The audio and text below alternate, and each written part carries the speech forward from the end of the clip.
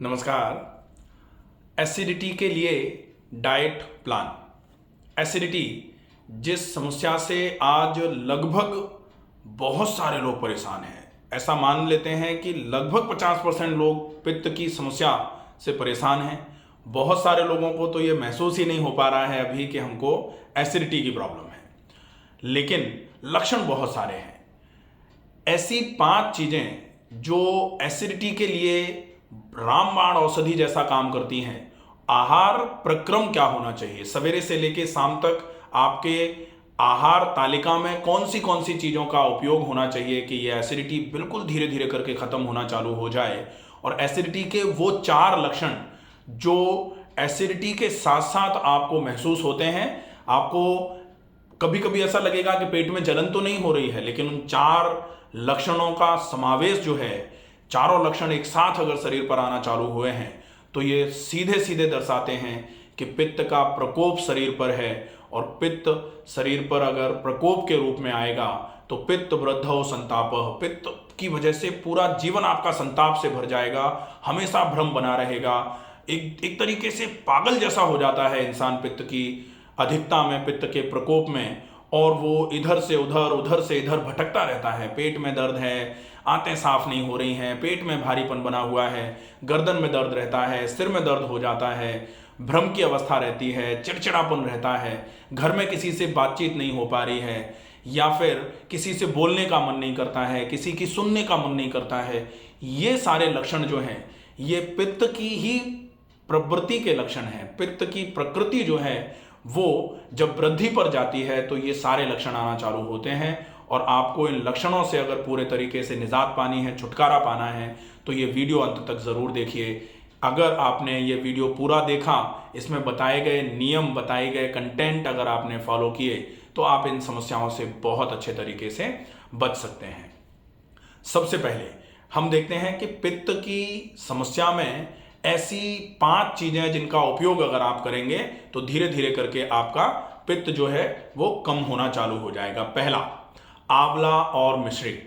अगर आपको शुगर नहीं है तो आपके लिए अमृत के समान काम करेगा। वैसे भी आंवले को अमृता ही बोला जाता है, तो आंवले के साथ में अगर मिश्री मिला करके आप ले रहे हैं, लेकिन ये ध्यान रखना पड़ेगा कि अगर आपको शुगर है तो मिश्री नहीं मिला सकते आप।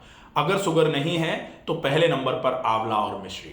बहुत ही बढ़िया कंटेंट है, बहुत बढ़िया पाउडर बना करके आप रख के इसका उपयोग करें और आप इससे अपने पित्त की प्रकृति में जो वृद्धि आ रही है उसको बहुत अच्छे तरीके से बैलेंस कर सकते हैं। दूसरा है सौंफ। सौंफ जो है वो भी एंटासिड का बहुत अच्छा काम करती है। जितनी मात्रा में आप सौंफ का उपयोग कर सकते हैं मैक्सिमम, सौंफ के साथ में भी आप मिश्री मिला करके सौंफ और मिश्री का उपयोग पित्त को सम करने के लिए, पित्त के दोष जो हैं, पित्त की वृद्धि का दोष जो है उसको सम करने के लिए सौंफ मिश्री का उपयोग कर सकते हैं।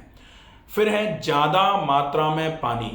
जल की तासीर अपने आप में जो है वो पित्त नाशक मानी जाती है, पित्त को नाश करने का काम, पित्त का नाश करवाने का काम करती है, पित्त की वृद्धि को सम कराने का काम करती है जल की तासीर।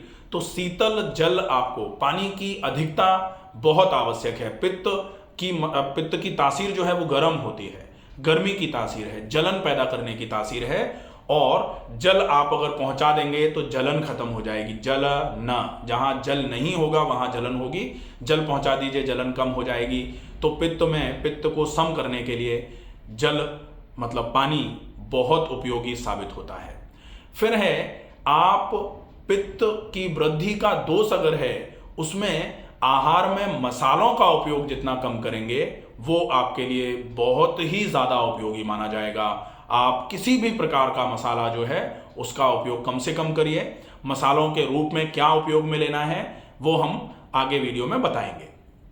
उसके अलावा जौ का पानी, नारियल का पानी, लौकी का जूस या फिर खीरे ककड़ी का जूस, ये पित्त सामक माना जाता है, पित्त नाशक माना जाता है, पित्त को सम कराने वाला माना जाता है। तो आप इसका उपयोग भी पित्त को कम करने के लिए कर सकते हैं। ये 5 चीजें हैं, इनका उपयोग आप कर सकते हैं।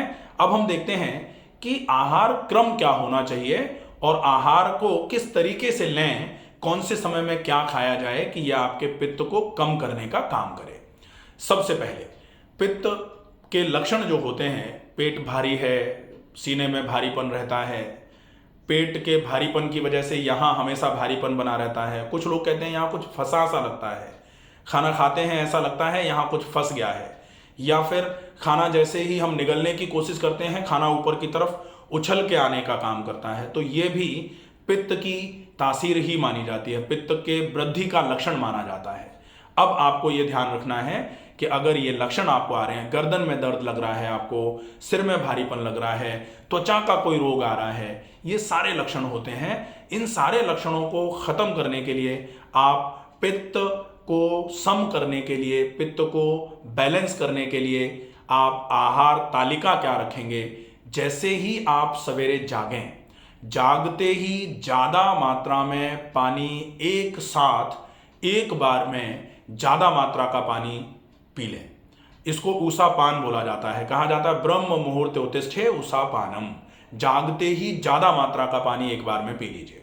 जागते ही ज्यादा मात्रा में एक बार में पानी पिएंगे तो वो पहले पहले 1-2 दिन आपके पेट को फुलाएगा भी, आपके सिर में भी दर्द करा सकता है, आपके पेट में भी दर्द करा सकता है। लेकिन पानी की मात्रा ज़्यादा रखें और पानी पी करके 2-5 मिनट रुकें, ताकि जो पानी हमने पिया है वो पानी यहाँ से होते हुए आहार नाल से होते हुए आमाशय में जाए, और आमाशय में थोड़ी देर रुक करके सारे पित्त को धोते हुए, आमाशय की दीवारों को धोते हुए, छोटी आंतों की दीवारों को धोते हुए नीचे की तरफ पहुंचे। ये आपके लिए बहुत उपयोगी माना जाएगा। ये आपका पहला उपचार हो जाता है, इसको आप अच्छे तरीके से फॉलो करेंगे। दूसरा, बाकी का उपचार जो है वो दूसरे वीडियो में अपन लेते हैं। पूरा का पूरा आहार क्रम किस तरीके से रहेगा, पार्ट 2 देखेंगे इसके लिए।